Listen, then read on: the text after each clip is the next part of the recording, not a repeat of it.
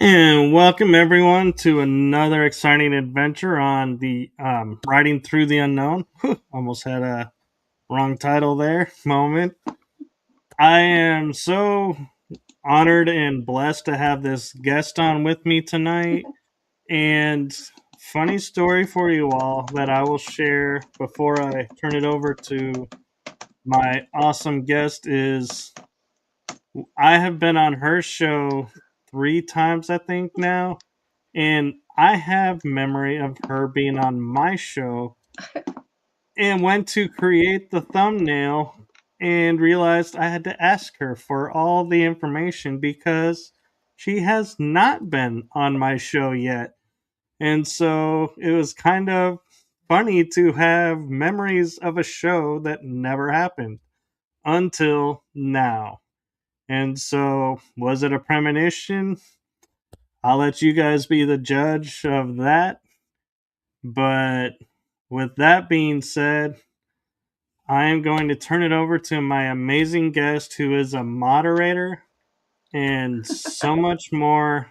She hardly needs an introduction, but I'm going to allow her to do one anyway. I give you the one, the only, super talented, super amazing, super knowledgeable AnchorHaven. Wow, Michael, what an introduction. That's amazing. Thank you for having me on your show. Yes, I've never been on your channel yet. It's my very first time. So I am AnchorHaven. Hi everybody. I feel weird doing my own bio now. That feels really weird. So yeah, I'm a moderator on quite a few channels, including Typical Skeptic, and on my channel, it's AnchorHaven, the Mystical Wellness channel. So we look at all things weird and wonderful, and generally we do it very early in the morning as well. It's just our new routine. I am a holistic therapist. I'm a world traveler. I'm a quantum crystal healer.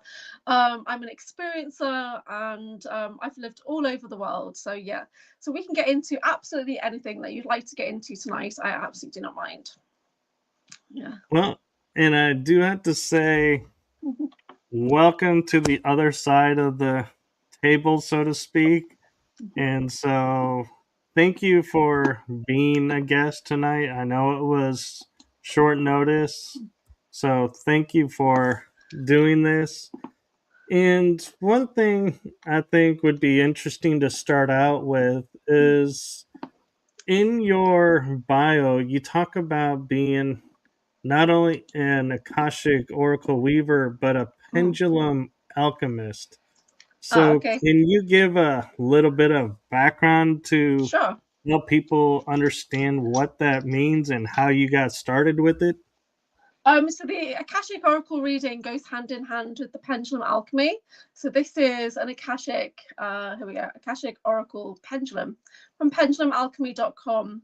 And I, as a crystal therapist, we work with pendulums. As an oracle, I work with pendulums for divination. But when we do alchemy, we work with pendulums to change the world, to absolutely change things in your timeline.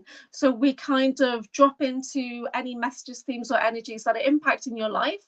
And if they're unwanted, then I command change in the quantum field. So a lot of people say that you can't update the Akashic records. That's not true. You can update them, and I do it with command, and I do it with my pendulum as well. So I work with this, the Akashic Oracle. So yeah, so I basically, my pendulum has its own consciousness now. This one is called Asclepius. So we've got the staff of Moses, along with, we've got that snake there, the Kundalini snake, Asclepius healing snake. And I work with the pendulum to move energy in and around you. And I work with the pendulum to release any old oaths, vows, agreements, contracts, and things that are in your timeline. And we command it together and we release it out with ease, very, very quickly. So I work with the rotation of energy through your different timelines, yeah, and then we anchor into your Akashic records that highest timeline, that firmest kind of pathway that you're on. I help you anchor that in. Yeah. Very cool. And one thing I'm kind of curious about, and you and I talked about this recently, is how we've noticed a trend where a lot of super soldiers and SSP, MILAB, participants or survivors, however you want to look at it, are into crystals, but Yeah. also noticed a lot of them are into the spiritual world. And do you think there's a connection to why that is? Um, That's quite an interesting question because I know some super soldiers who are not spiritual at all. And they literally Right. consider that to be complete woo. And they don't want anybody who is psychic or whatever to be in the super soldier community. They don't want that. They think of psionic as in psychic in action, right? The military term. But some of them are not spiritual at all. So I've got a mixture in my friend group of super soldier or MILABs who are, one or the other. So they don't always gel. I think it's people like you, myself, who are holistic therapists that bring that together.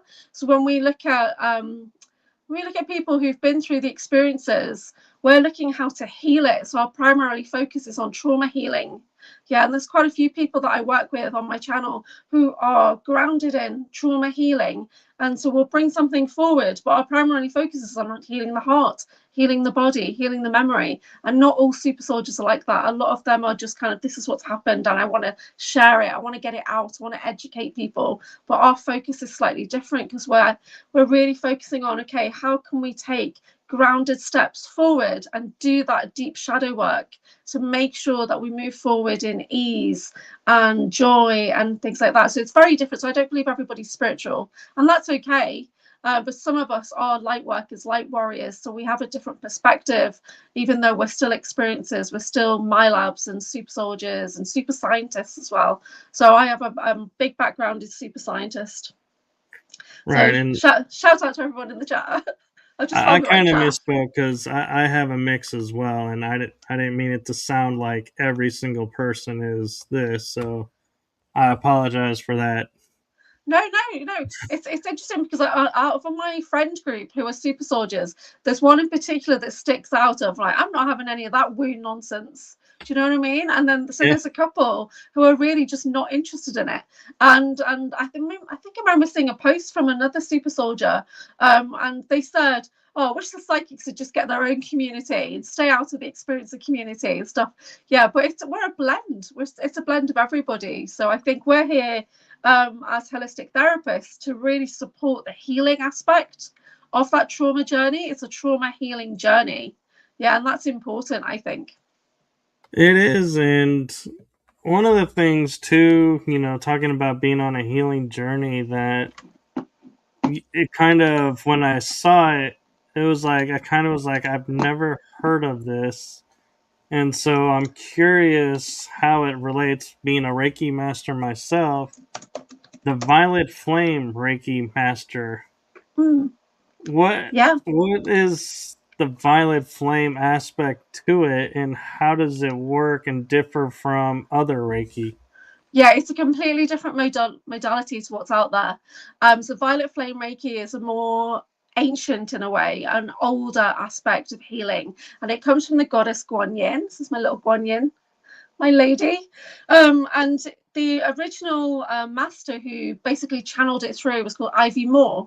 And so Ivy was looking for a way, she's already a Reiki master, she's looking for a way to level up her healing practices, to make traditional Reiki faster and more effective. But she was also looking for a way to advance on her spiritual healing journey.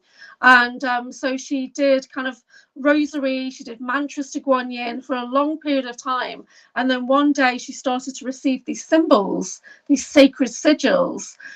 So over a period of a couple of weeks, she received 40 sacred symbols. And I've got some here, actually, I can show you.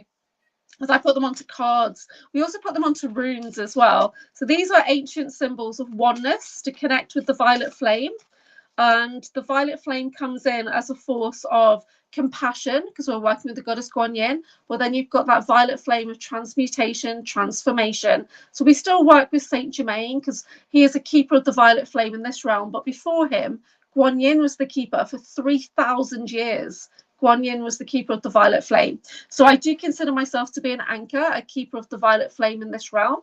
I also have a violet flame chakra, which allows me to open a multidimensional gateway to access the violet flame and the violet flame rescue flames in all realms of existence. So there's another aspect of that I do. But violet flame Reiki, I'm just going to pick a couple of cards with the sigils on to see what comes out. So I actually do divination with these now to see what kind of healing is required in somebody's body, and I work with them for healing, but also for kind of to see what's going on in your pathway.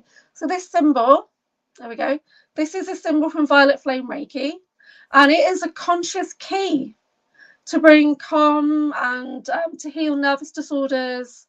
So I work with these, and when I teach Violet Flame Reiki, I teach it as a mastery program. There are 4 levels and 40 symbols. So I teach this as like a 12-week course that we go together. We do, I kind of teach it in an Atlantean fashion.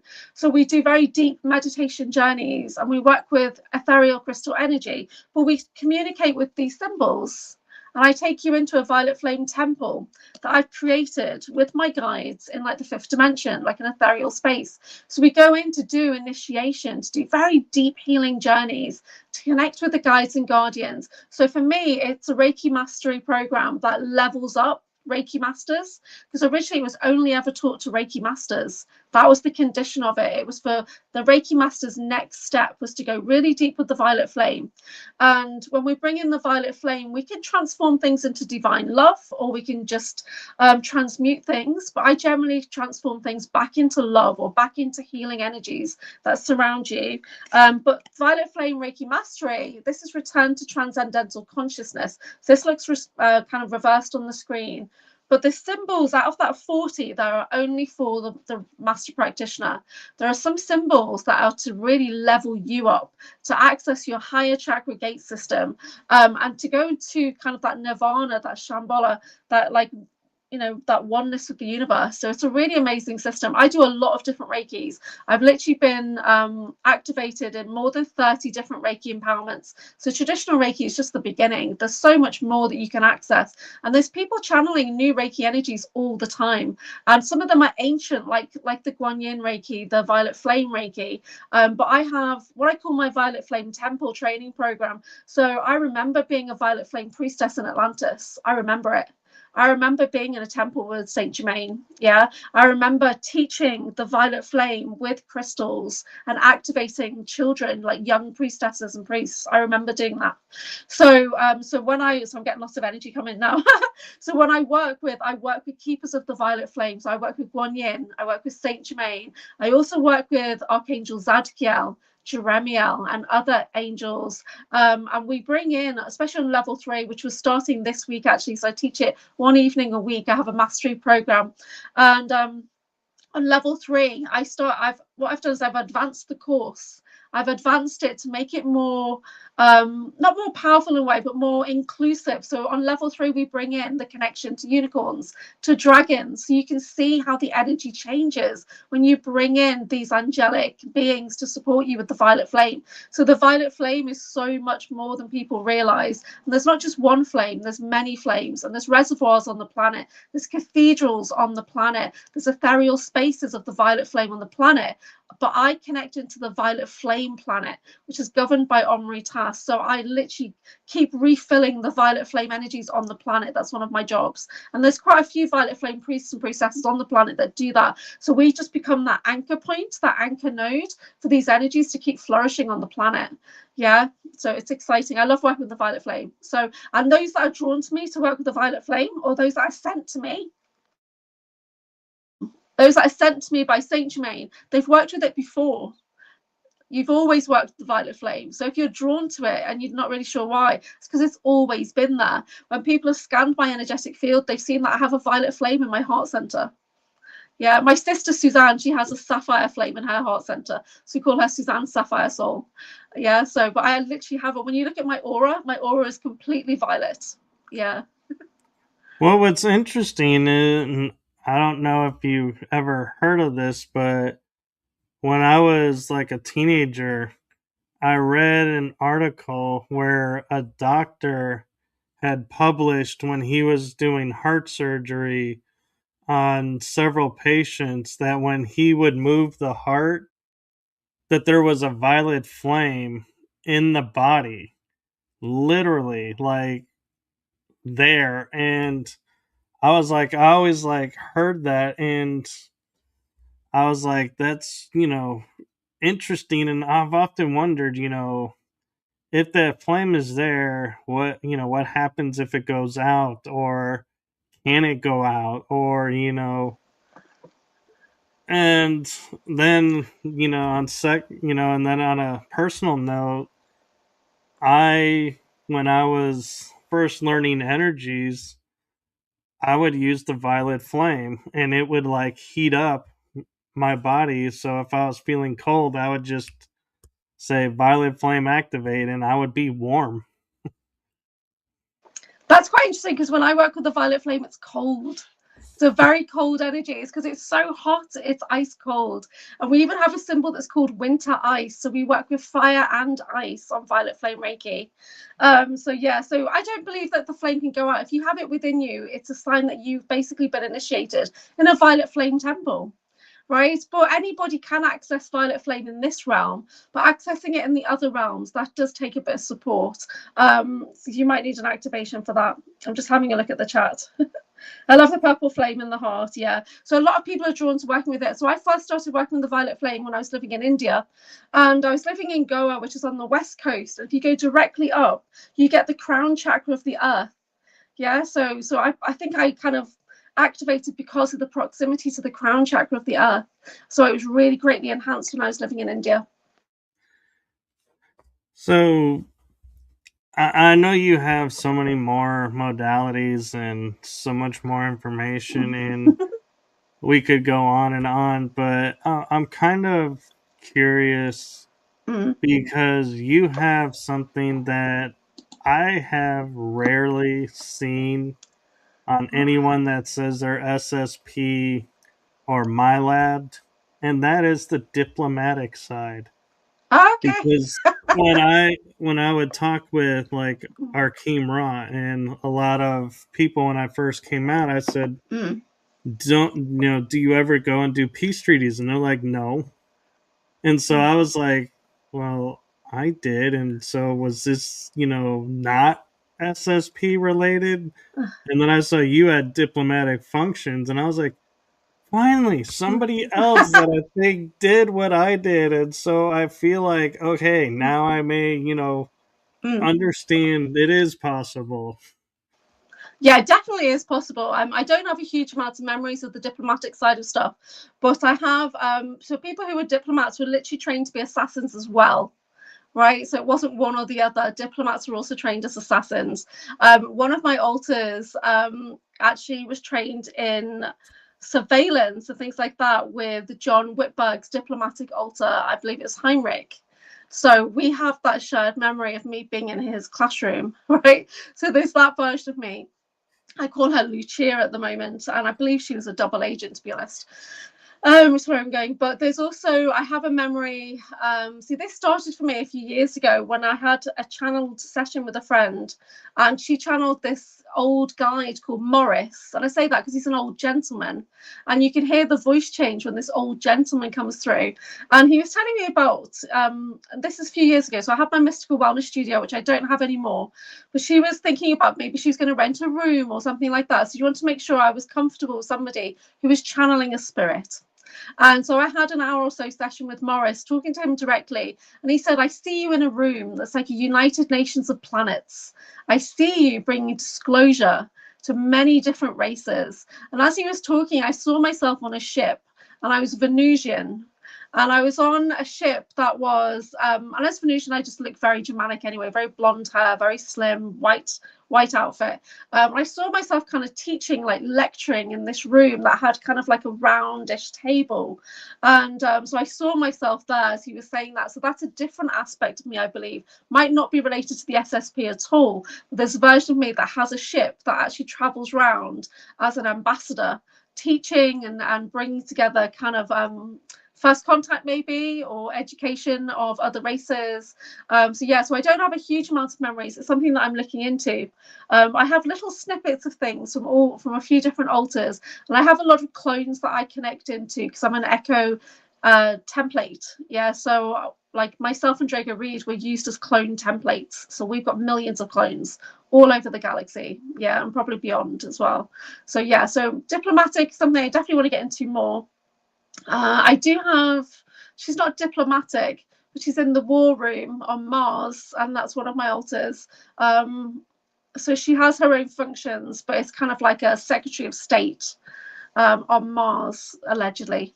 Who knows? I do connect into her telepathically. I'm not entirely sure of her function. I see her in the war room, though. I see her in like an ops room. Yeah, when I connect in. So I have an interesting question for you that I like to ask guests from the SSP world, because it's something that I don't think really ever gets asked or addressed. And that is, if any, and if not, it's okay. Don't feel like you have to make something up for the point of the show, which I know you'd never do, but I just like to put that claimer out there. Of all your memories and snippets and pieces, what positive do you think came from being through these programs? Yeah, this is a hard one. This is a hard one because a lot of people are stuck on focusing on the negative. A lot of people get stuck in the training program and they forget to see that we went past that. We did missions, we did time missions, we traveled all over. What positive? Let's see. For me, it's more about talking about other identities. So I have, this is a weird one. So I have an altar of myself called Tabitha. She's the one that's on Elysium, and she's a clone scientist. And working with Ivan Teller, we discovered that I didn't just create clone people, I created flowers and other things on the planet, and they were brought here. So my DNA is supposed to be in daffodils. And when we were discovering this, he had no idea that daffodil is the only flower that I've ever liked. It's the only flower that I've ever wanted to have. If somebody gives me flowers, I'm disappointed that they're not daffodils.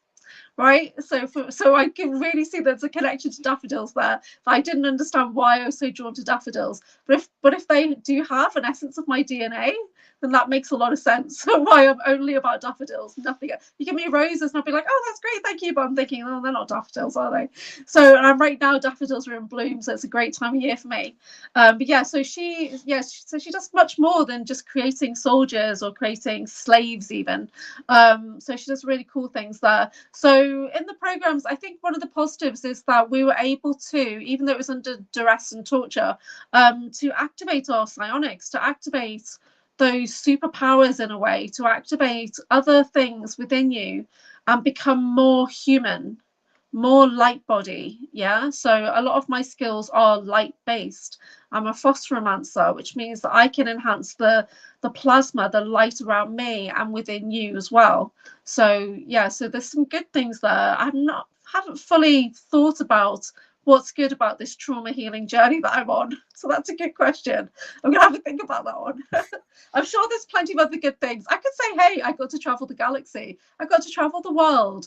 But just looking, and I am a world traveler, but looking back, every single place I went to was connected to a deep underground military base. So is that a good thing? I don't know. And you still got to see the galaxy. Yeah, we still get to travel. So And it was free. We didn't have to pay for tickets.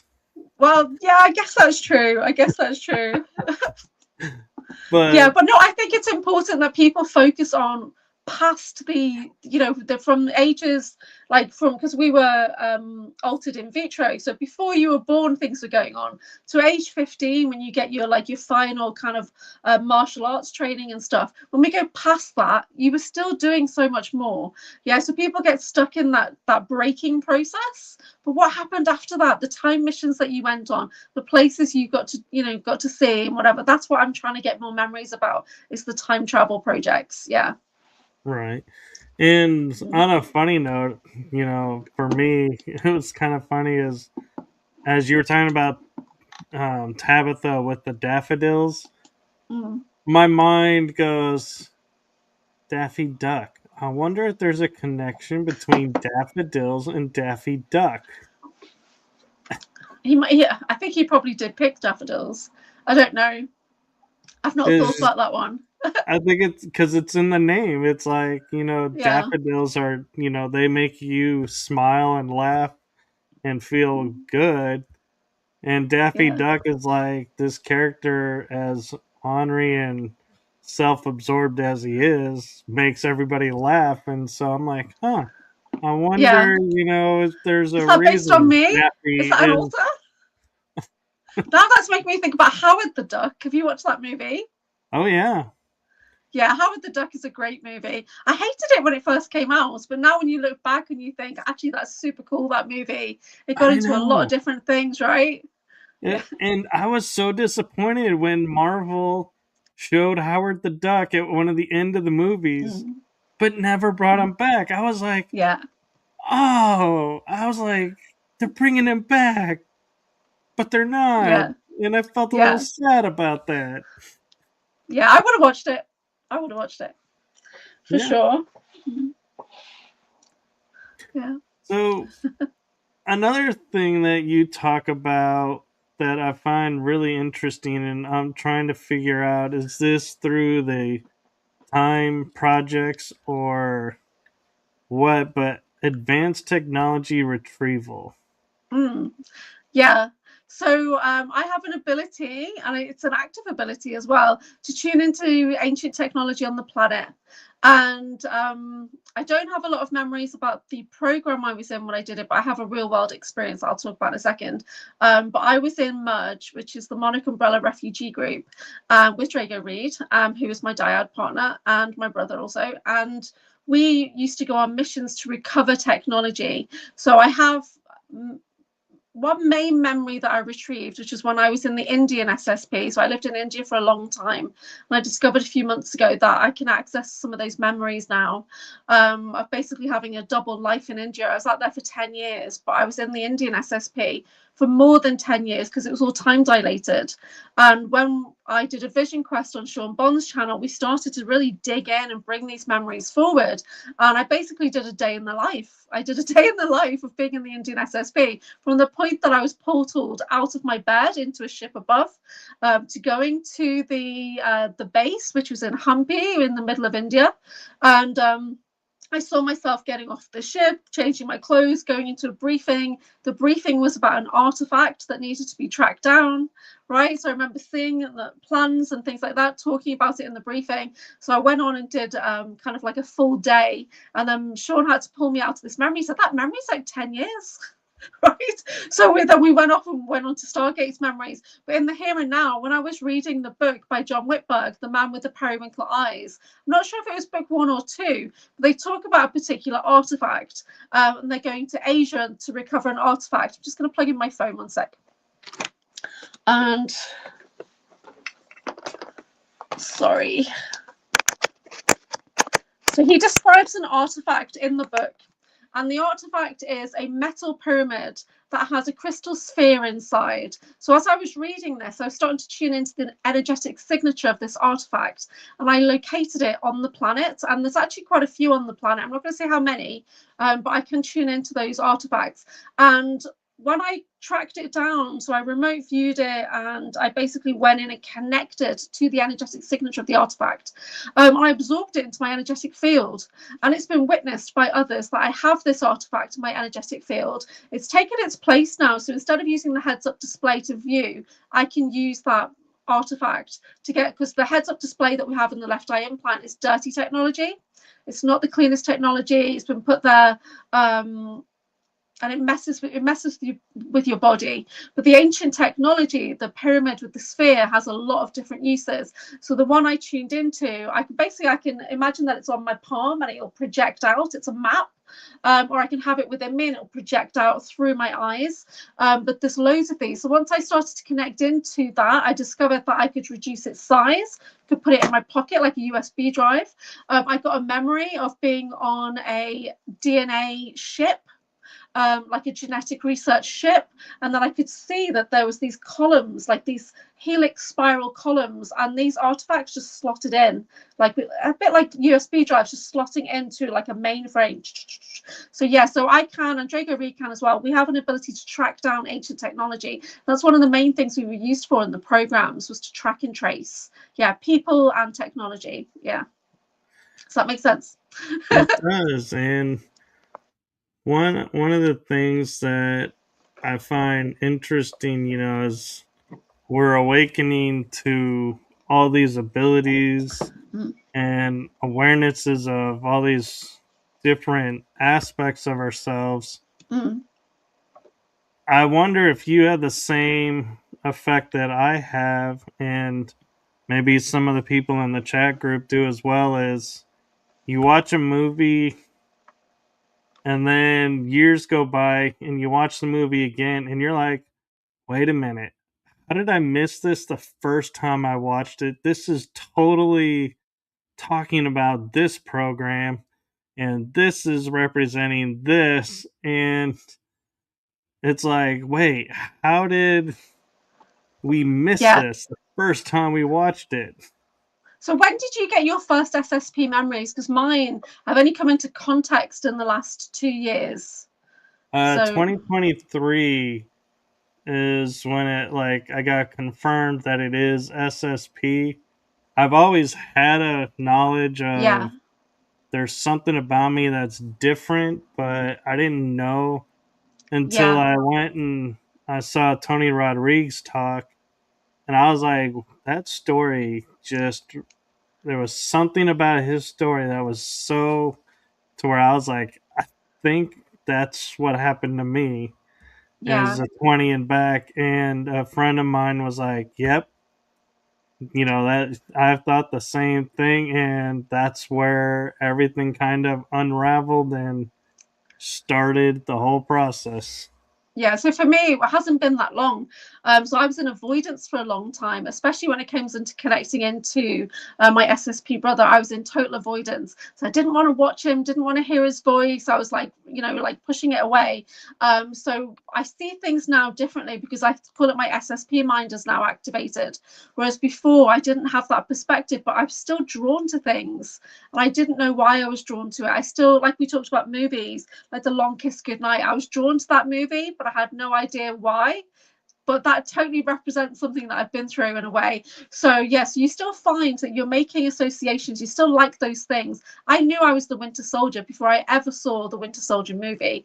I knew that applied to my life before I even tried to have a QHHD session. So it's only now that I've got an SSP mind that's active, so I can go back and think, I need to rewatch everything. I really do need to rewatch every single Oh, thing. yeah. And now I can see the programs in it. Now I can see the suggestive programming from the MK Ultra, or it links in. I can see the colors associations now, which is something I do a lot with color therapy, but I never realized the associations until I was watching on John Whitberg's channel his movie review series with The Shining, and he literally states in there that red and gold is this and red and blue is that, and I was like, oh my god. And I got this kind of I got this memory of mint green being important. Mint green somehow meant abuse to me.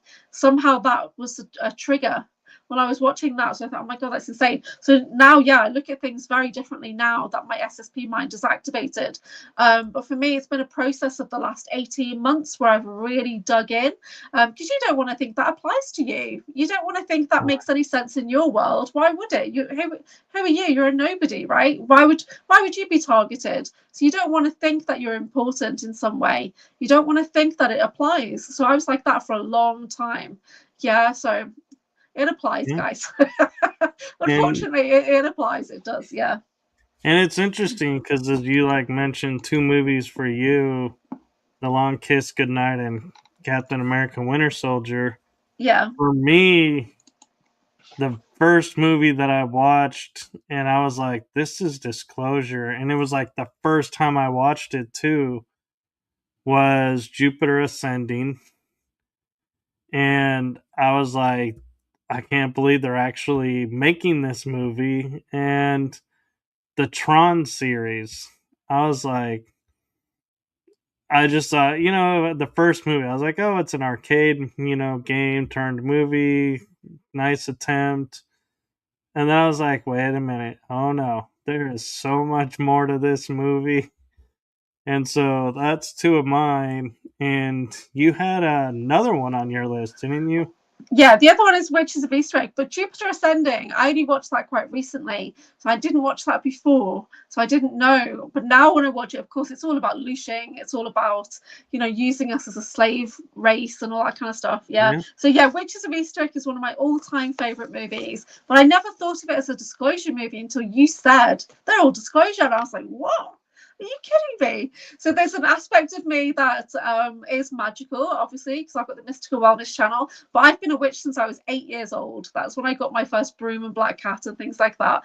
So people come on my channel and they call me a witch, and I get a bit kind of not offended, but I think I've excelled a little bit more in because I'm 50 now, so I'm a high priestess alchemist is kind of the magical title I go by. But Witches of Easter Egg, I just love that movie. I love the empowerment aspect of that movie. I love that there's a horny little devil that comes into that movie, right? But it kind of shows you that magic does not have to be complex, that it can be as simple as have another cherry. You know, it can be very, very simple magic. Yeah. For me, it was Dune. The first one, not the remake that they're done, which it's okay, but I think there was a lot more in the I think it was it 1987 version with Kyle MacLachlan, and it was like so long, and it was like yeah, it was so watching it was like that's who I want to be. That's what I want to be like, and I could resonate with that on so many levels. And Yeah, I don't know if it was June that I watched when I was in Australia. It was more of a might have been more of a series, but it was all about the DNA memory, and that's what gets me. So you can fly fly a plane because your father could fly a plane and stuff like that. Does that apply to June? I don't know if I get two things mixed up with that. I don't think that is in Dune, but Okay. that you know, Do you know what I I'm talking about? think I might have come across it, but not fully, coming to memory. And Jason's in the group; he may know it. Yeah, Jason Missing Time 420 is my movie guy. So he literally is like a movie professional, and he knows a lot about everything. He's talking about Full Metal Jacket right now. Yeah, but there's a scene, with Tron that to me was like the most disclosure esque moment. Is a two-parter, and one is where he's sitting down, and it's the second movie, and his son goes, "What's he doing?" And they said he's knocking on heaven, and he's knocking on the skies. And I thought that was so profound a statement. And then his ability to go in and regenerate her arm with just moving a piece of damaged DNA, and then it just reconstructed itself. I was like, that's like the holographic healing. And so yeah, I was like, boom, that is disclosure right there. That's what we're getting to. And yep, Sting was in that movie. So was Patrick Stewart and a bunch of other celebrities. But it might be because you might have went to a notification or into the chat on your phone and it cut because it won't do both.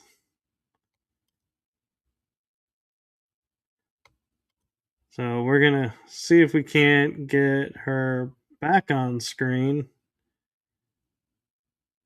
And do keep in mind one thing is you'll notice that her email or her notification says UK, so she is in the UK, and so it is roughly almost 3 a.m. in the morning there. So I am so grateful and appreciative of her coming on at this hour. And so tech issues will happen.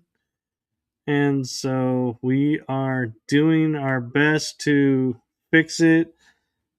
It might be a good idea, Julia, to maybe log out and try logging back in and seeing if that brings the connection back. I'm not sure. So we'll see if we can't get her back and talk some more about the movies and stuff. In the meantime, everyone in the chat room, if you have a movie or a TV show that you feel like is got disclosure in it, feel free to comment what it is, and we'll bring it up and we'll see about, if it's something we've seen, share it, and if not, we'll check it out and take a look and see what disclosure is there.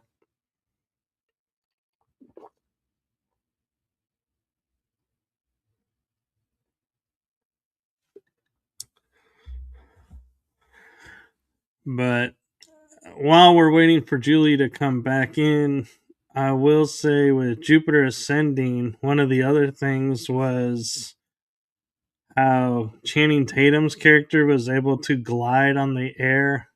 I just thought that was so cool, and that was something that I have memory of, and so I was like, I could relate to that and how cool it is how you can just glide through the air.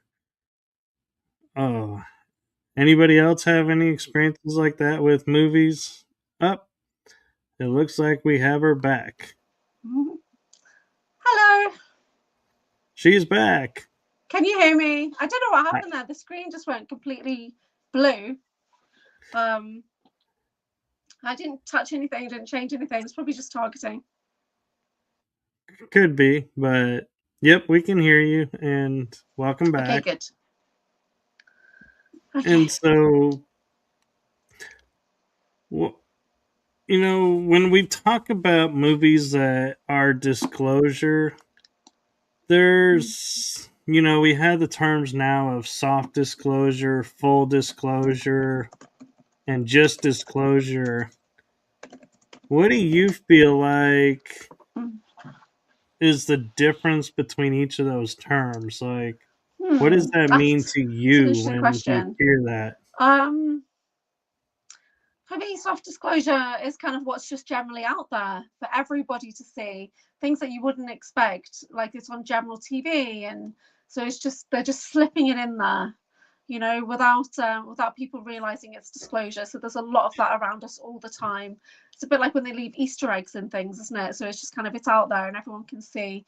I don't know. I kind of have a pact with a couple of friends to be full disclosure now, and to basically put everything out there as raw as we can, unedited, unfiltered. And that's what I do in my channel and they do on theirs. Yeah. So it's, I don't know. I think disclosure is important. I think people are going to take what resonates and leave the rest. They're just going to, I don't know, maybe things will mean different things to them at different times. So I've not really thought about it too much. On my channel, I just try and be as authentic as I possibly can. I do not edit anything.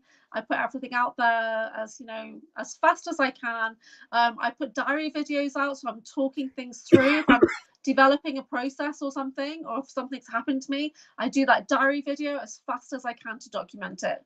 So I really do. We try and do like rapid disclosure, just get it all out there, for people to witness. Yeah. So as a priestess, for me, it's about sacred witnessing. So I see you, I witness you. I turn up every day. You turn up for me. We witness each other's journeys. That's what we're doing as podcasters. We're being that witness. We're being that bard or whatever, in a way, telling that story. So I don't know. What does disclosure mean to you? That's a good question. Disclosure to me is, when I hear the term soft disclosure, I'm thinking, okay, someone's testing the water and they're not ready to fully commit to the disclosure. So that's like kind of the proverbial dipping the toe in the water and seeing if it's, what it's going to be like. And the full disclosure to me is, you are aware of what's going on around you. You see the world for what it is. You see everything with open eyes, open mind, and no judgments around it, no attachment to what it could mean or outcome around it. And so there's like a freedom to that.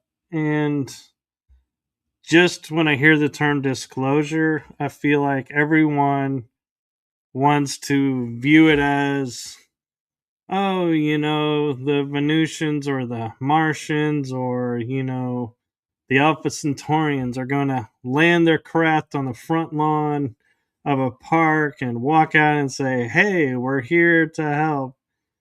And I'm like, I feel like that's the psyop to it in the false flag, because it's gonna be like that, but that's not what disclosure is. Disclosure is knowing that the Alpha Centaurians are out there, the Venusians are out there, the Martians, as we call them from Mars, are out there. It's not them appearing in front of us, walking out of a craft and saying hi. That's not disclosure. That's first contact. Yeah, it's making me think about the Star Trek movies where they come to Earth, the one with the whales, and Spock is there, Yeah. and they have to hide his ears and run the bus and everything. And yeah, so they're just simple things like those ears, and he stands out a million miles. So that was good, and it's like because they cloaked the ship, and but we weren't ready then for a ship to land in the park, and we're not ready now. Although people have become desensitized for sure, they really have. So there's a lot of desensitization that's gone on. So you see lights in the sky, people are just like, oh, it's probably a spaceship now. People don't care anymore. They really don't care. So unless there was something big, like a massive dragon that started flying around, like in the Avengers movies, something's coming through a portal in the sky, people will still be like, oh yeah, there you go, it's just like Avengers. So they're so desensitized now, I think, anyway. But are they ready? Probably not. Are they ready to know that ETs means that there's trillions of humans off planet? Are they ready? I don't know. What do you think? I think they are, but I also think they're not. And what I mean by that is the people who are meant to wake up and help facilitate the transition through the densities and the awakening process, as we call it, they're the ones who are going to be like, yeah, I see the spaceship. Yeah, this is, friend versus this is the group you may not want to hang out with, Yeah. They're not exactly known for being above board, so to speak, all the time. Or, yeah, this group, will help you at this cost. And so it's like we're kind of like the intermediaries to help navigate, who's coming through and for what purpose.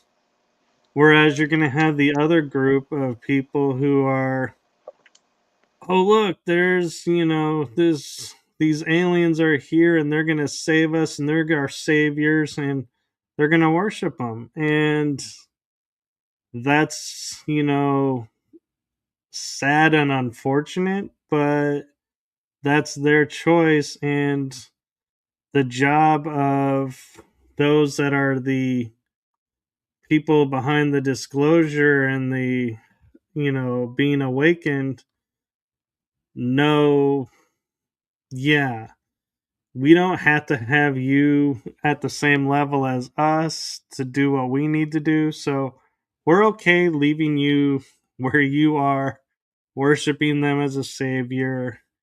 We're going to focus on ourselves and our process over here. And I think that's what the split is going to be when they talk about, there's the world is going to split into two, so to speak, is you're going to have the disclosure movement people and you're going to have the people who are ready to go beyond disclosure. Yeah, I mean, I do think that I believe that we are the ground crew. I do. I believe we've all woken at set times to pave the way for each other coming and going and stuff like that. So I do believe that. But I also believe that there's so much around us all the time, especially with the 5G towers. So when we had that pandemic, and then suddenly one day I was furloughed for 3 months. So I was working as a government contractor on a nuclear processing plant. So I was only off for 3 months, and then I had to start going back to work. And then suddenly one day I'm heading towards the train station, and there's this massive tower just in the street. So I stop, I take a photo of it. Somebody pulls up in their car and they say to me, "What's that, love?" I'm like, "I don't know, it must be some kind of phone tower or something." Right? I get on the train and go to work. And so all these things kind of happening around us. But working on that nuclear processing plant, there was a massive cloud above the location, which was a mile square, every single day. I was on that site for 6 years. So I worked in construction for 10 years. I worked 6 years on a nuclear plant. There was a massive cloud overhead for 6 years. Okay, so I asked Audrey Walters about this cloud, and she confirmed that yes, that every nuclear facility on the planet has a ship above it, just in case it'll offset any nuclear disaster. Right now, if I can notice that same freaking cloud is over one place for 6 years, then I'm sure people can start to see that there'll be glitches in the matrix soon enough, and things will start to kind of show themselves little by little. When you see a cloud and it's got a flat bottom, complete giveaway. Right? It really is. So people will start to notice very slowly. I take a lot of taxis, lots of Uber, and I see that people are waking up. I get into the taxi and people start talking to me about shamanic practices just out of nowhere, right? And I did a course at the start of the year, and I thought, I'm not going to tell anybody who I am or what I do, because this course is completely unrelated. It's very real world muggle kind of thing. And people are sitting next to me talking and saying to me, "What do you think about tarot, love? Do you like tarot?" And this is a man, and I'm like, why are they talking to me about spiritual stuff? How do they even know? Like, I'm not dressed in a spiritual way. Like, you couldn't even, I ask every day, you couldn't even see this. It was like in my clothes. So people are waking up, and they can sense that. They could sense that my energetic field was different, that my vibration was higher, and it was bringing these questions out of them. One guy just started talking to him about a poltergeist in his house, and I'm like, okay. So then I'm trying to be reserved, but I start giving tips about things, and then on the very last day, after 5 weeks of training, I basically said, "Look, this is who I am. If you guys want to follow me, then go ahead." So I've kept it secret all this time, right? Basically, and try to be like a regular person, but that's dead hard for me. It's really hard. So I've been out of the corporate world for over a year, and I'm trying to get back into the corporate world. So, but I see that people are waking up. I see it all the time. I specialize in a way, in new people, or people who are having course corrections. They're the kind of people that I generally work with. People who used to love to do things that were spiritual, but then life took over and got in the way, and they're trying to get back onto their mystical wellness pathway. They're the people that are primarily drawn to me. But I do 4 different levels of work. So you might get people who come in and that are drawn in to do some kind of oracle class, or a retreat or something like that, and it starts to open up their spiritual pathways in their mind, and that'll lead to other things, or we can do like master level crystal therapy together or whatever. So yeah, I see people waking up. I'm hoping it's going to increase. I call it a quickening. I'm hoping the quickening is going to speed up soon, because I kind of see that. I get the feeling of the quickening. I don't know what you're going to say. Go on, say it. There can be only one. Talk about the quickening. It's like Highlander comes to mind. There can be only one, and there's a new Highlander coming out, isn't there? Yeah. They're redoing the story. Yes. But is that disclosure? I think, in a way it is, on the grounds that, so for those who haven't seen the Highlander, I'll give you a brief example of what it is and what it's about, and how to me, its disclosure is, there's a race of beings who, if you follow the movie lore, come from another planet and are here on the earth, and they're born unto the earth or arrive through a teleport, but they cannot die. So they live for centuries or years, and what happens is they can sense each other around. It's like they get a vibration in their senses, and they feel when another immortal is around. And they call it a game because the prize is, there's only one that'll be left, and the one has a child born to them, if you follow the movies. And so the interesting thing where disclosure comes in is, yes, how they're here and living through time, but the way to kill the immortal is to take their head, but you don't actually kill them. You absorb their knowledge, their essence, and it lives in you. And so, to me, the disclosure in that is all these aspects of us being around, in different forms. If we just, take them back and assimilate them, it's the same thing. We're integrating them in. And so, these different aspects and different immortals, are you going to be the power hungry one? Are you going to be the peaceful one? Are you going to be the protector one? Or are you going to be the one who's like, I'm not going to play, and you try to hide until, you can't hide anymore? But the rule, too, is that gets broken, I believe, in one of the movies is holy ground is their only sanctuary until it's not. And so, to me, that's what makes Highlander disclosure is they can sense each other. They have, abilities beyond us because they can break a leg and they'll just get up and walk it off and it resets back to perfect health. They can be So, burned and the skin will just regenerate. do you think that we sense each other, that we find each other by our psychic senses? Because I do, I think. I think we kind of do, because there is something about how we all connect and how we find each other. Because let's be honest, like you and I, we met on Facebook. We just saw Yeah. profile pictures, Yeah. but there was something in the pictures that said, hey, you're somebody I should talk to. There's something about you. So we accept the friend request and we start talking, and we realize, wow, it's Yeah. really cool. We have a lot of great conversations. And so I think that's the kind of Highlander-esque Yeah, I think with feel to it. especially with this with the programs, the special access programs, we don't always look like ourselves. So I connect into people's energetic signature, but I know not everybody can do that. So when I see somebody, you might be drawn to their energetic signature. They might not look the same because your altar might know their altar who looks completely different.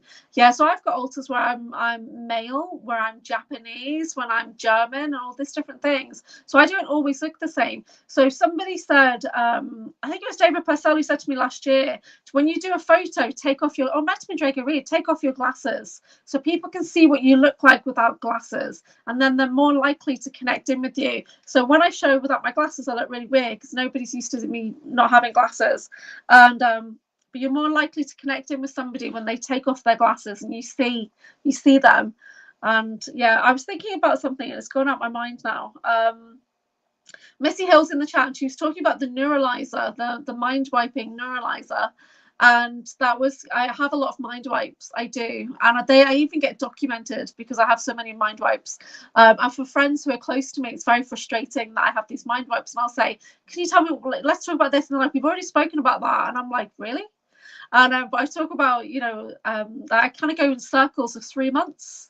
And I'll revert back to the same information every 3 months, and I'll realize, oh, okay, I've already seen this, I've already done this, and I go in like 3 month cycles of mind wipes, and it's interesting. Yeah, I was going to say something, I completely forgot what else was. Now it's gone. So. Oh, sorry. It's Well, you okay. were talking about the mind wipes, and Yeah. Oh yeah, I was talking about finding each other. So it's so we find each other. So I always knew that somebody was missing from my life, but I didn't know who they were. I just knew that there should be somebody standing next to me and they were not there. right? So this was my dyad. This is the person I was bonded to, telepathically connected to, but they were not there and I didn't know who they were. So it was this time last year, basically, that I reconnected with that person, that other aspect of the super soldier, and I reconnected with Drago Reed. But then I also had a connection with the new skin, the Canadian super soldier, and I saw him on a podcast, and I listened to his words and I looked at him and my crown activated. He held a piece of my soul code and I held a piece of his soul code, right? And we did a swap. And when I asked Dr. Amir about it, he said, the Wisdom of Wivenhoe, he said that some things are so precious that you give them to a friend to safeguard over time. So when I saw him on screen, I'd never spoken to him before at all. We had some kind of swap of soul codes. It was insane. But we did an Akashic journey together privately, and we're actually Lyran brother and sister from like 300,000 years ago or something. It's insane. So we all find each other. That's where I was going. We all find each other energetically eventually. It does take some time. Well, and I even have on occasion, you know how Facebook gives you the list of potential friends they think you may know. And there are times when it's like you have no friends, nothing in common, but they're on the list. And it's like, I kind of go, why are they on the list? Yeah. And I'll look, and sometimes I'm like, eh. But sometimes I'll be looking and I'll be like, I know this person. I don't Yes. know how I know them, but I know them. And I don't always send a friend request because part of me is like, let them see if they know me and wait for that moment to connect because I don't want to mess with their free will and everything. Yes. And So so, sometimes I wait for people to reach out to me, but not a lot of people remember me. But those that do truly remember me having my hair a certain way, and they remember me having a particular personality. So I can tell if it's real or not, because those who truly know me don't really want to contact me. yeah, So yeah. yeah, an interesting disclosure show because they're like Missy is talking about Puss in Boots and how they had the portals in the skies and the stone circles is the Sonic movies that they've done because he throws the ring up and he gets to go to any world, and it's like that is cool to be able to travel that way. And you just need a certain ring to go home and a certain ring to go to this world or that world.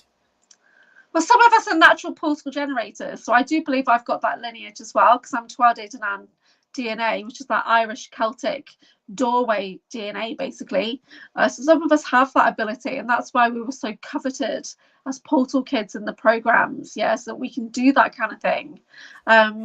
Yeah, I don't. Spider bites, but Julia is scary. Yes, the alters of in the program are scary. They're not nice people. Watch out, she's put. So Well, and yes, be afraid. Be very afraid, guys. what I find interesting too is talking about like being Irish Celtic and Scottish Celtic, or basically Celtic. I had this knowledge of this place, and it was Tir na Nog, and I was like, I could never find anything about it.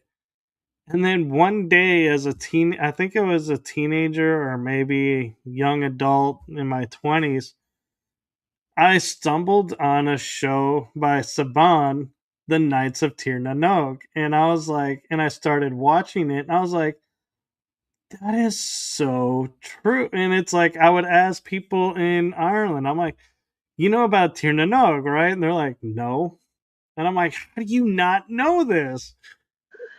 No, I'm literally Irish heritage. So my dad's mum was from Ireland, so I'm eligible for an Irish passport, basically, which I'll be applying for later in the year as well. But no, I've not heard of that. And and what I loved about the show is they enter the Fey world by going to these like stone circle in the ground, and they get to deal with like the fairy king and deal with different elements. And the only thing that I would say kind of I was like you could tell was made it more of a cartoony type feel is how they took their armor, and it was like that was so cheesy how they were doing it, and I was like that's not right. That's not it was so much better the real way, and I'm like, yeah, not sure Yeah. how it would translate to, but So it's making me think about the Labyrinth movie, which could probably have its own show, right? The Labyrinth oh yeah. movie. Yeah, really good. There's so much good stuff in that movie. I need to rewatch it actually. I remember getting scared in that movie. So I think that is definitely some kind of programming movie with David Bowie. And so Nathan's put the Mystic Knights of Ternagog for Spidey in there. He's saying, Yes, what's Michael saying? What's he saying? that's the show. It's the Nathan's on it. Mystic they had, Yeah.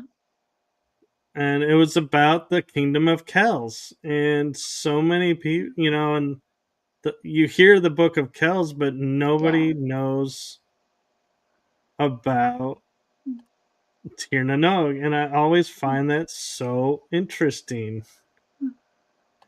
Yeah. And I looked it up. It's the land of the young in Irish terms.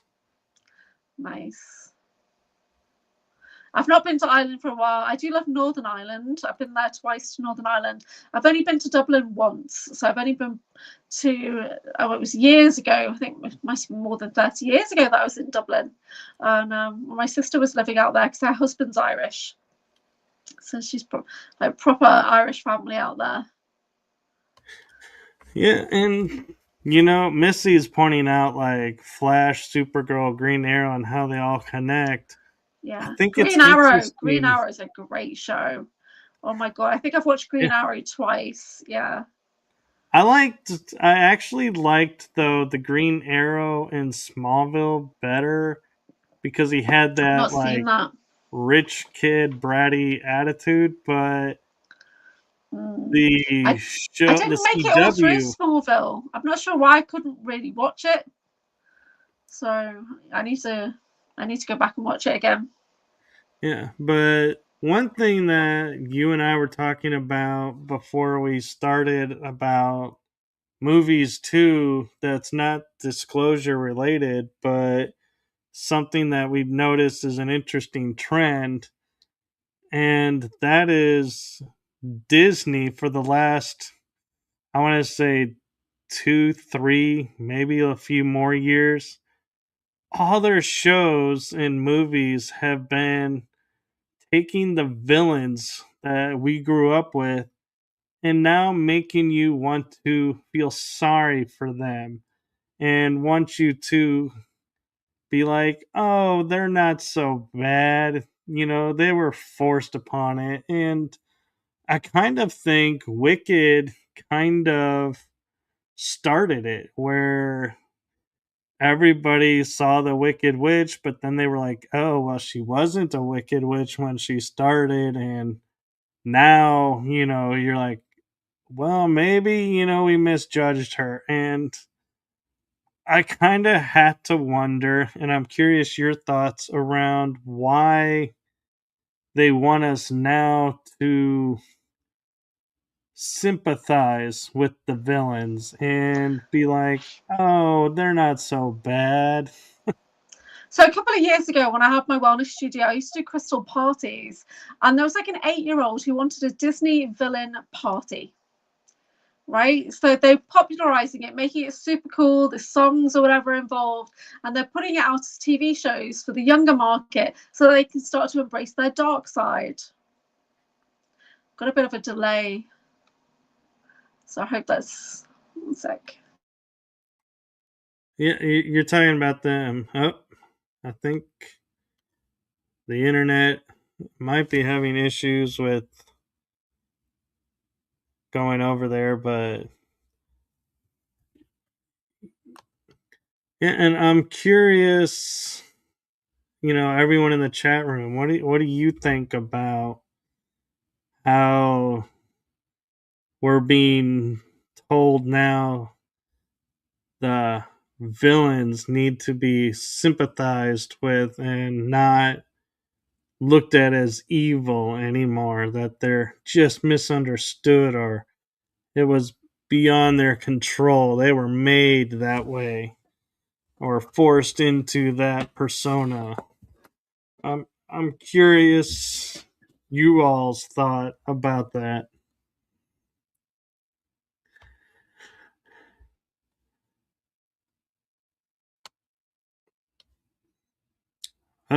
There she is.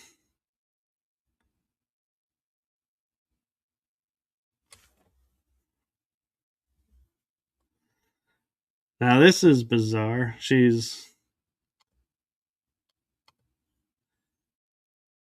back, but her speaker is not working, or the microphone is not working. That is so interesting.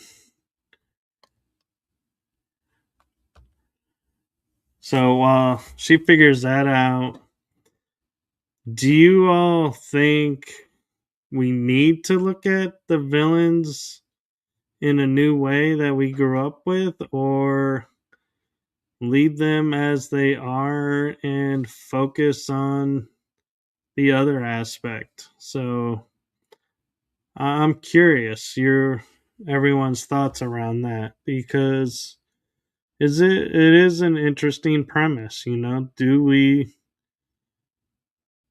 need to give compassion to them, or are they, through their actions, beyond compassion?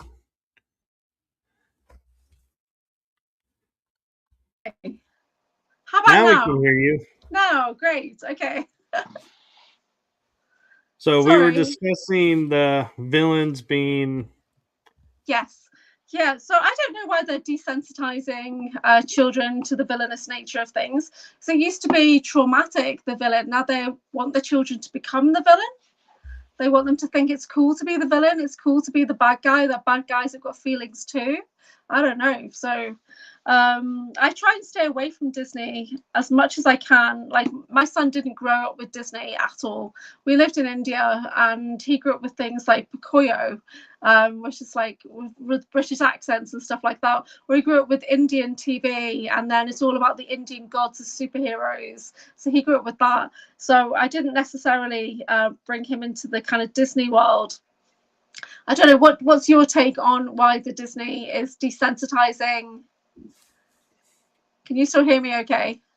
I can, and I kind of think it has to go with the woke programming and how they're trying to rewrite history and rewrite everything to create a different world. And I gotta wonder, because Disney being known as the land of the happiness,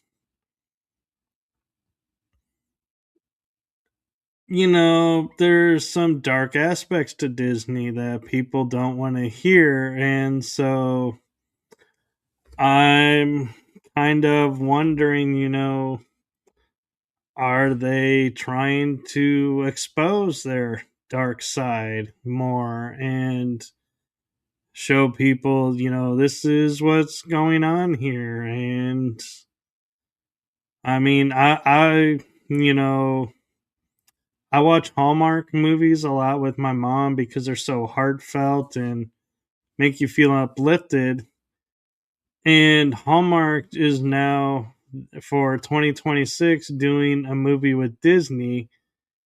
And I can't help but, feel like, do I want to watch it?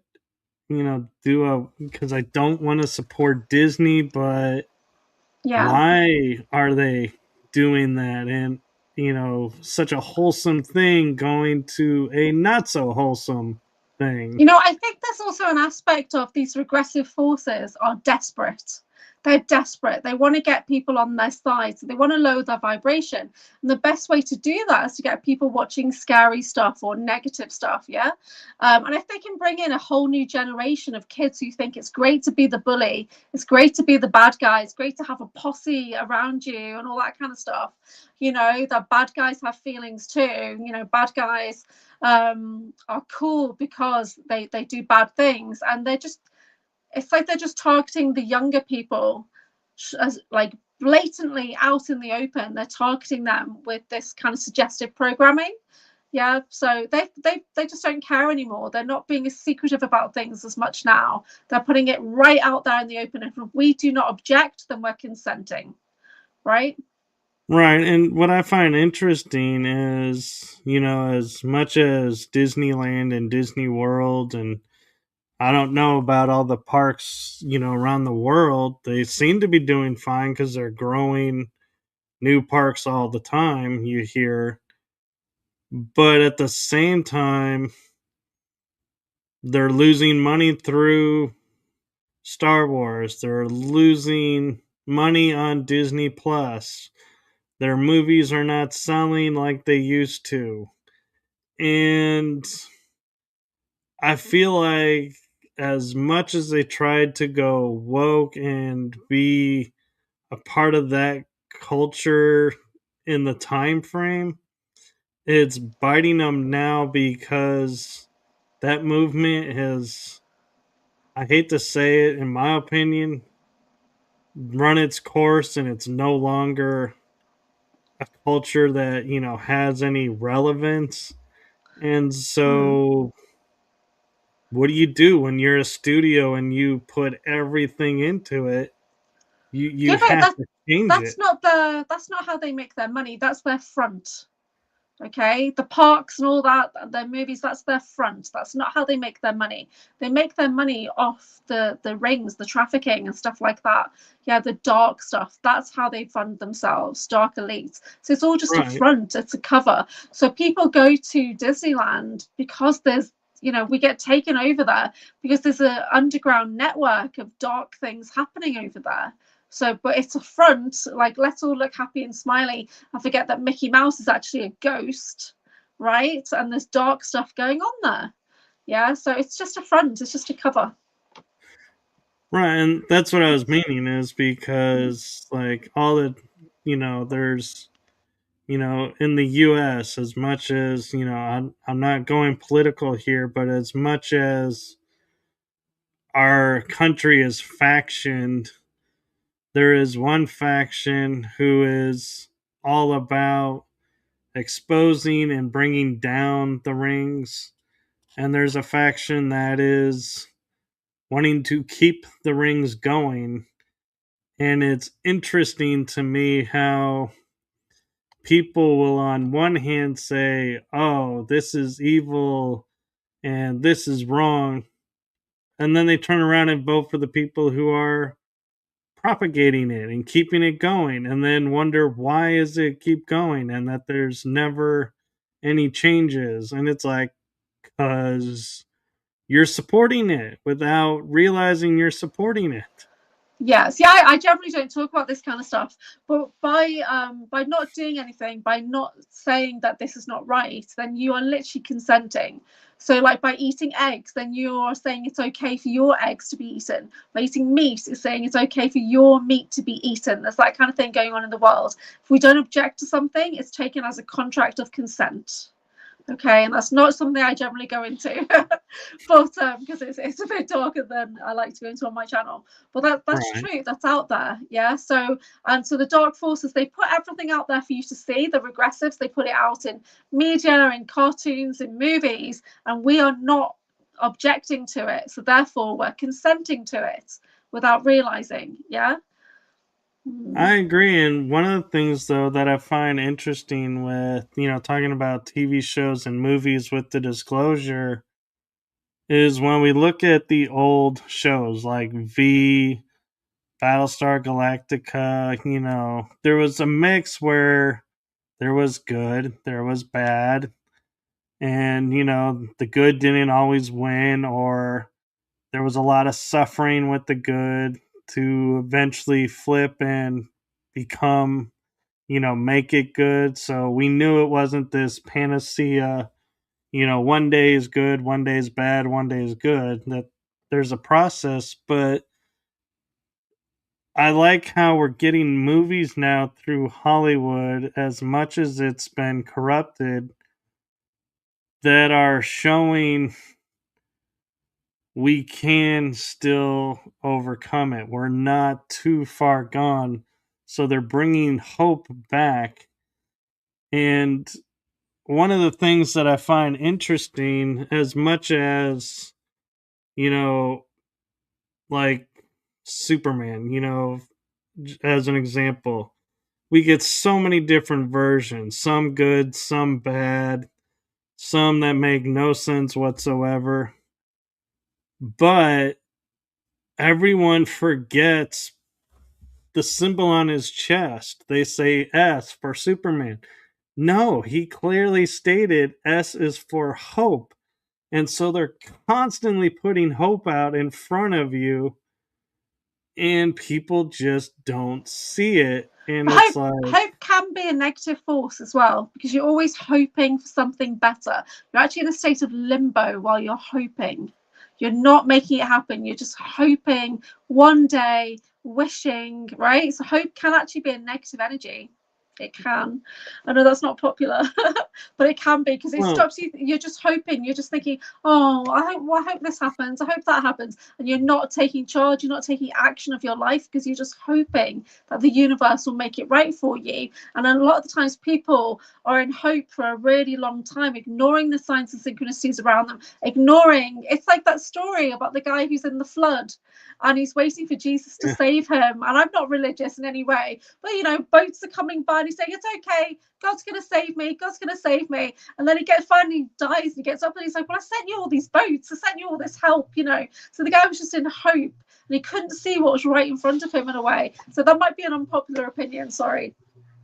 No, I agree. So AnchorHaven gets darker at 3 a.m.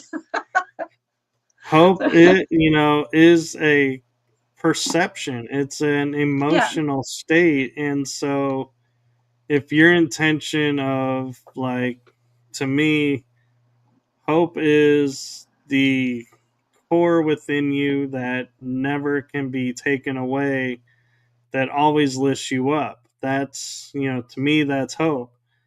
But yeah, I can also see hope of, hoping med beds come around and, enter the hospitals. Well, we've been hearing about med beds for 3-4 years now, or 6 years. Still haven't seen one. So it's like, yeah, there's an endless hope of, is this a wasted energy? Phrase, an endless hope.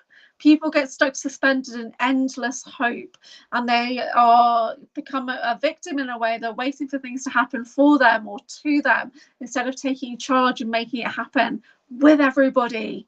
Yeah, so right. So yeah, I mean, hope is just like joy and happiness, Yeah, but I know what you mean about the Superman symbol, that it is a symbol that people can look up to and aspire to be, to bring people together. That's the symbol of Superman. I've not watched that latest movie, by the way, where they downgraded his costume. What's that about? I haven't either. And I watched the credits. Henry Cavill wasn't ripped. He was fully ripped. We saw the work he put into getting that body. Henry Cavill is Superman as far as I'm concerned. And of course, Christopher Reeve as well. But I'm old enough to remember the original movies. Yeah. Brandon Russo, I thought, did a good version of Superman. He was in Superman Returns, and it was interesting to see him being gone and come back and deal with, life moved on without me, and now I got to figure out how to reassert myself into this life. Yeah. Knowing everything that I had and wanted is now gone. What do I do? And there was one aspect of that movie, though, that I felt like it kind of made Superman a little creepy. Is when he's floating above her house He's a Lois's house, stalker. and He's an absolute stalker. he scans her and he goes, Retrovision. Yeah. I'm always watching, and it's like, dude, that just landed so creepy. Yeah. Superman is a stalker. You know what I did like though? The Dean Cain series of Superman and Lois. I really love that.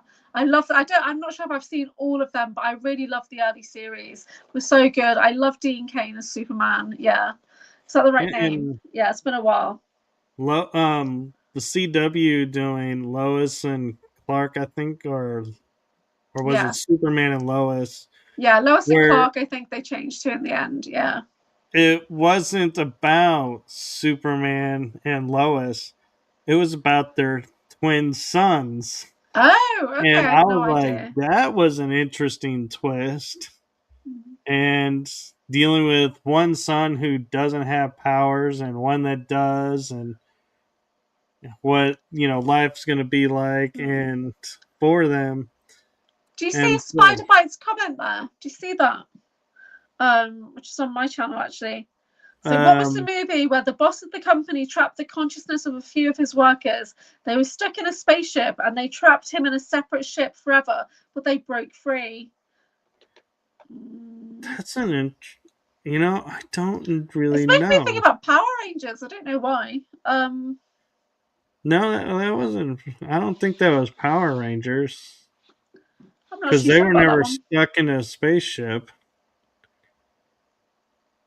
But that's a disclosure movie too, where they're tapping into an energy and able to armor up, and that's kind of what we do. But wow, that's a interesting. I'd have to look that one up. I don't know that I've ever seen that. So maybe Jason can catch that one. But yeah, and so we are at the Jason says the Saban Power Rangers movie was pretty cool. Oh, hey, it's James the Wizard Brickus. Hi, James. I think we're finishing off in a bit, aren't we? Yes, we are wrapping it up, and so if anyone, because 12 hours ago we did a 3-hour stream. I know. So we had a full day of just the two of us. I went to see the movie. I went to see Project Hail Mary. I went to see that, and that is about diplomatic relations. It's like because he's making that first contact with an alien species, developing a language together, how to work together, even though their environment's completely different, and then they sacrifice each other for themselves, for each other, sacrifice themselves for each other, and that's a great movie. It was a little bit slow for me because I'm very rapid these days, as you can probably tell. So my mind is like rapidly working, and it's been a while since I've sat in the cinema, but I enjoyed it a lot. Yeah. So I finally got to go to the movies.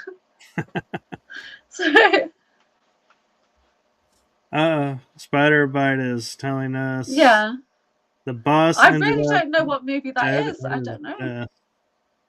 The main woman heard a clicking and realized they were resetting the computer system, so they had a few seconds window to escape. Hold on. Network. Is this an episode of Black Mirror? You know that episode of Black Mirror when they're on that ship? When I think this is an episode of Black Mirror where he's taken their DNA and he's recreated them on a ship, and then he goes in. What was it called, Jason? Hold on, let me just. Black Mirror. Yeah. They said no, it was a movie. Oh, it was a movie. Okay, because it sounds like that. Well, some of these shows are the USS Callister episode. It sounds like that. That's the only episode of Black Mirror that I know because it's closely resembling Star Trek. So I've watched it. Yeah, she says that sounds right though. Yeah. But a series to me that was, I'll say real quick before we close up, that is total disclosure and nothing but disclosure, and in a way that surprised the hell out of me, because I'd seen snippets of the originals, but I joined it with number 9 and followed through most of it. Doctor Who. Oh, okay.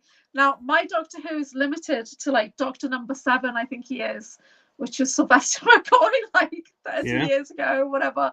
So yeah, I'm quite limited for my Doctor Who. So I know Aurora, we tried to have a conversation, but she's like Doctor 13 and I'm number 7, so we just couldn't really gel on it. But yeah, I grew up watching Doctor Who, but when I started traveling, I stopped watching. So yeah. Yeah. Spider-Bite says it might have been Black Mirror. Okay. Who is your favorite Doctor? You know, I love being asked that because the Doctors are such different aspects in each reincarnation, or regeneration as they call it. But my top 2, I thought Christopher Eccleston did not get justice. He had 1 season, and it just, the way he did it brought, I think, a whole new generation to the show, because that was my first Doctor, and it's so he's the ninth Doctor, it says. Yes. Okay, so I'm the 7th Doctor, Sylvester McCoy. So. And then the 10th Doctor, David Tennant. Yeah. He just, it was like he embodied it, and I love the connection that his wife is in the Doctor Who as his daughter. Wow, that's cool. And his dad, or not his dad, but his wife's father, is a doctor. Oh, wow, yeah, that's super cool. Hey, do you know, this is a bit of a tangent, but have you watched Lucifer? I did watch that. Oh, I love that show. I know I'm not meant to, but I love that show. It's such a really good detective comedy show. But his dad is actually a priest. His dad is like a pastor, and he was in the church choir and all that, and then now he's playing Lucifer. That's so weird, but it's a good show. There's a good story there. There really is good morals to it in the end. Yeah, because it shows that even again, it's taking the bad person and making them look good, making you want to sympathize with the bad person, isn't it? Yeah. Oh my word, we've just done full circle there. So we did, and so. Talking about coming full circle, you know, we started this talking about a lot of what you do and everything. So, where can people, if they have questions or want to learn from you, where is some places they can find you and get a hold of you? So I'm not doing very much on Facebook at the moment because I just don't like the energy over on Facebook. So my personal account, I'm trying to deactivate my personal account, but I do have a Facebook page, which is AnchorHaven Alchemy. My YouTube channel, I'm live pretty much every day. We do an early AM show, and I do a Friday night evening live as well, so we kind of get together. My website, anchorhaven.co.uk, will take you direct to my Patreon now. So I'm changing the way I'm working. I've got rid of my other websites, going full on into Patreon. So that's where my online shop is, which is a Reiki shop. Basically, it's an energy activation shop. You can book in sessions with me as well if you want to have a consultation, a one-to-one. If you want to talk about SSP and things like that, we can do a debrief session where, you know, as you're talking, maybe I'll be getting things through, or I can just guide you on how to kind of move into certainty. So I have a certainty framework that I'm developing to help people who are targeted individuals, MILABs or super soldiers, or whoever you identify, to look for the certainty in your life, the things that you can control. Because as a targeted individual who's been in the TIRAP program since I was born, that targeted individual research advanced projects was created for a few of us, like myself and Drago Reed. That program was created for us to keep tabs on us. So my whole life has been targeted. So I've been starting to develop ways of living that are stable and grounded, so I can see what's going on around me. So I can help you with things like that if you want to move into certainty. So anchored in certainty. But yeah, check out my Patreon. So I'm also on Spotify. So my podcast is on Spotify, Apple Podcast, to that kind of thing. And I've got my Instagram, which I'm trying to get back into more. But primarily my website will take you directly to my Patreon. So if you want to message me, you can do that, or you can just send a message to info@anchorhaven.co.uk. But yeah, do book in with me if you can. I've got a discount on my personal services right now, and we can do card readings together, or you can have a distance card reading for less than $20, and I send you an audio recording, and I can really get into it. But if you wanted to have a healing session, or even do an Akashic record journey where I guide you with my voice, I have an activating voice. It activates the DMT in your mind to help you journey. So if you're the kind of person that can't relax or can't meditate, my voice is designed to activate you in that way so that you can go deeper within. I also do evening groups on a Monday, Wednesday, and a Saturday, which are on Zoom. So anybody who has a membership on my Patreon or on my Substack, then you will get the Zoom links to join my evening groups, which are 8 o'clock UK time, which is 3 o'clock Eastern. And these are just connection groups. So we get together, 3 times a week. And it's as little as, say, like £6 or $6. Not sure how much it is now, to be honest. And but yes, we get together, we pull some cards, we chat within the group. The group is full of amazing spiritual people. It's a small group. And so it's not just me talking all the time. Hopefully everybody gets to contribute. We do cards, or we do breath work, we do meditation journey. So we have a Mindful Monday, Awakened Wednesday, and Akashic Records Saturday. So on Saturdays, I always work with the Akashic Oracle, which are these particular cards, and we look at the messages, themes, and energies that are supporting you or limiting your life right now. And if there's limiting energy, then I work with the Pendulum Alchemy to clear that out for you and replace it with something more successful, a success anchor to support you as you move forward with ease and joy. There you go. Very cool. And so be sure to like, subscribe, and follow along both our channels, because we have a tendency to pop up on each other's stuff, and so we collaborate a lot, and we could just keep going and going.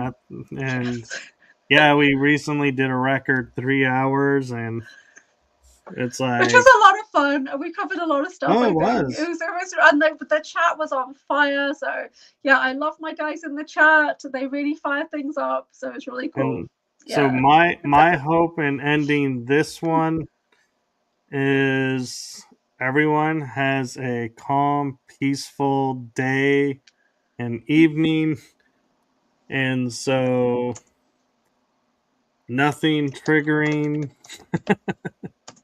So James is saying, am I doing an early morning show Thursday? It is Thursday.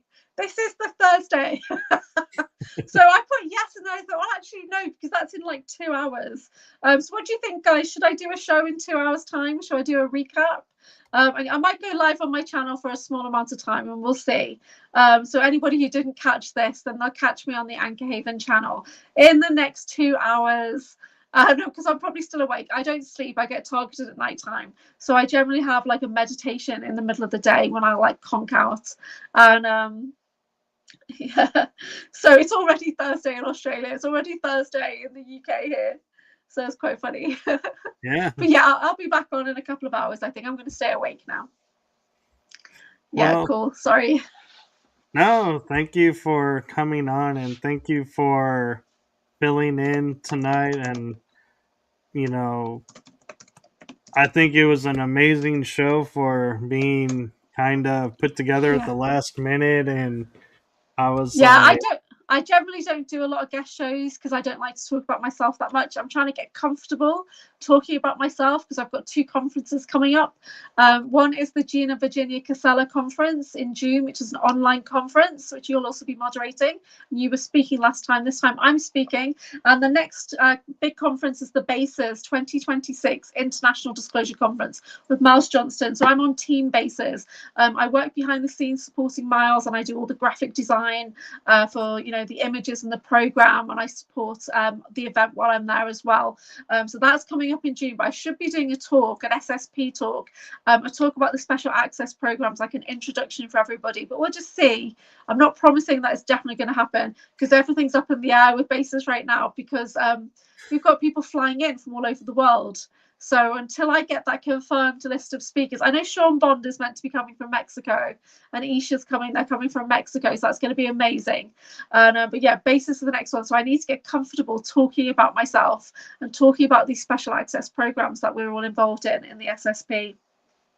Yes, and so I will end with a message for you, and that is from my heart and the heart of my shows to you. Thank you for what you're doing for humanity. It's seen, felt, and heard, so it's appreciated. So thank you. That's beautiful. Thank you so much. Yeah. And thank you to everyone for chiming in the chat room and participating. And I know we didn't get to all the questions and all the comments, but we got to all the ones we could. And so thank you so much for coming and tuning in on this episode.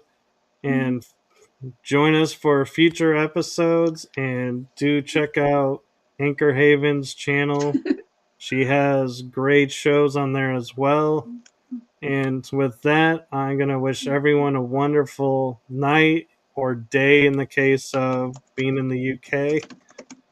So have a good one, everyone. Bye-bye.